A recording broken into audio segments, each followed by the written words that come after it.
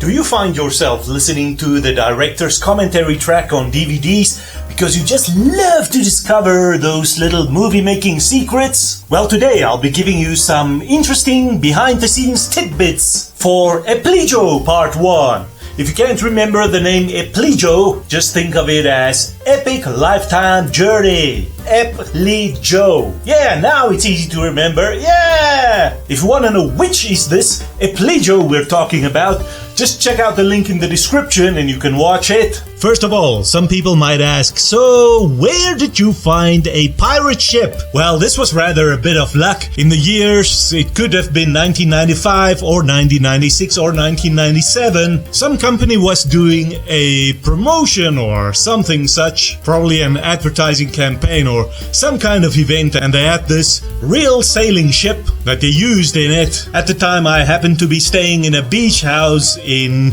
Ivongo. I think that ship was on its way to Margate for an event or something such, and I'm like, oh, look at that, that's just what I need. Thank you, universe, for sending these things just when I need them. So I grabbed my camera and filmed it, and that explains where I got the pirate ship from. Well, it's not a pirate ship. In Eplijo, it is Kevin's grandfather's ship. He's an adventurer, explorer, and author of books. So yeah, that was the perfect ship to use as a ship in Eplijo. So no, it's not a model, it's not stock footage, it is not CGI or special effects. It was an actual sailing ship that happened to go by just when I needed it. Here is Kevin's grandfather, Barents Wevarend. How did I film this? This was just a ship's background, but the steering wheel, that is the steering wheel for Meowly. Myself and Janda Walters was involved with the production of Meowly. We actually built that out of styrofoam and texture paper. Actually, let's go see if we can still find it. It was still somewhere, a little broken, but let's go see. Ah yes, here it still is. Unfortunately, not in a very good condition. As you can see, a lot of these, what shall we call them, pieces of the steering wheel have broken off, because it was just a very weakly built prop, wasn't meant to last forever. But of course, once I had it, then yeah, it needed to be used whenever there's a shipping scene with a sailing ship where this steering wheel would come in handy. But yeah, you can see it's actually just like polystyrene, styrofoam, and then we stuck on this texture paper to make it look like wood. Yeah, it does look like wood, doesn't it? Look at that. Yeah, it looks like it could be pretty easy to fix, but yeah, I have meanwhile got other nicer wood steering wheels, which would probably be what I use next time. Now this shot of the ship's reflection going by in the water is actually a very nice shot. It's very quick in Eplijo. Here is the original. How was that done? Well, I had to actually hang over the side of a wooden boat. It was filmed on the Sea of Galilee in Israel as part of another shoot for a music video for Hessel van der Walt.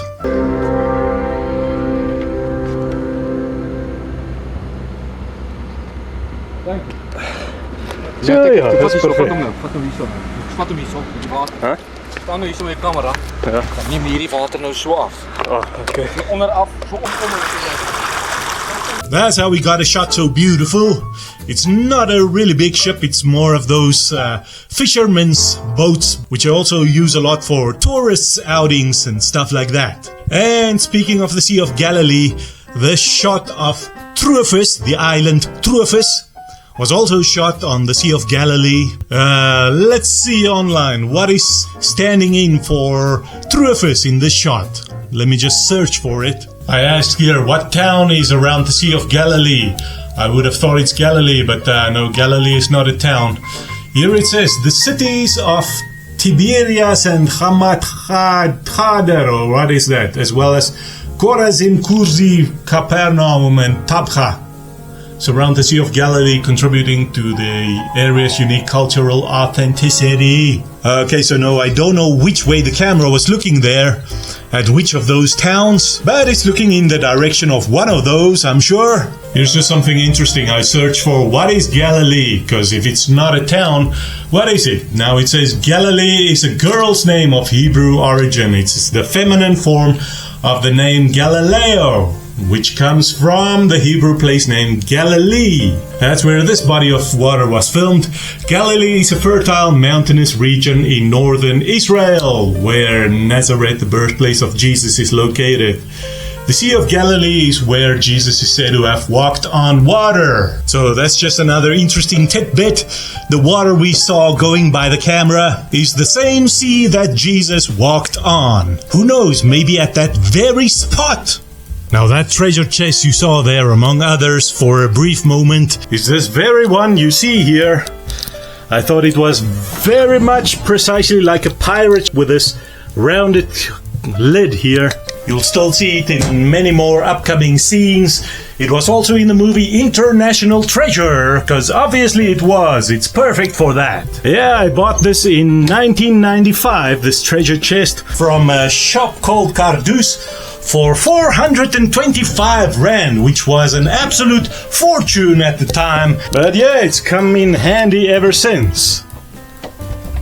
Let's just see. Oh, this was Kevin's grandfather's guns for the last scene we shot with it. That telescope we also just saw.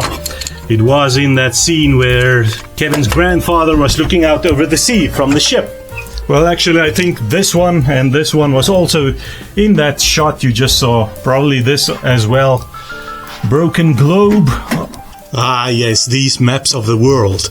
I always loved how they showed up on film. Those are actually some of those you remember in the 90s. Those shiny foil print pictures were quite fashionable, or at least popular. I think so anyway. I had quite a few. And those maps of the world, here are they. And very, very, very coincidentally, I happened to see just a few days ago another YouTuber who has these exact same two ones. That was just very interesting for me to see. You can see here they are. They also look nice in color.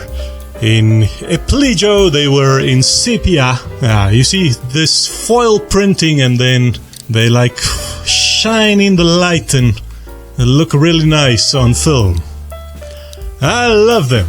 What does that say? Novatosius terrarium. I don't know. Can't really make out. But yeah, what's interesting is the South Pole is really large here. Or maybe the poles shifted since this map was taken. This is... Do I see a date on this one? No, I don't see a date on this one. But on the top one it says... Does it say 1626 there in the corner? I just don't have a camera that can focus that near on a subject. Well, I'm filming now with a different camera that can focus quite close in. That says 1626. English or strangers. Let's just see what it says here. A new and accurate map of the world. What's that say? I cannot see on this viewfinder, but probably you can. According to the truest descriptions, latest something, and so on and so forth. South America and the South Pole is connected. And yeah, again, the South Pole is really big in this. Let's see, here the Arctic is called Magallanica. And on this side it's called the Southern Unknown Land. What does that say? Can you read that? Because I can't. Well, on the bottom map it says something different. What's that saying? Australi Incon something and something above it. This is now at the bottom of the earth. There it says Australisconi something. I'll have to read this on the screen afterwards. What does that say? Just carte. And so on. Alright, most interesting. Please check the link under this video where you can watch Eplijo if you don't know what we're even talking about. There is also an Afrikaans version called Eendag. I'll link that also there. That one doesn't have subtitles on the Afrikaans parts. It'll link to a playlist where you can watch even a lot more of this series Eplijo, the most epic series ever made. Yeah! Now like and subscribe, please, also there on that channel, as well as this one, and I'll see you again.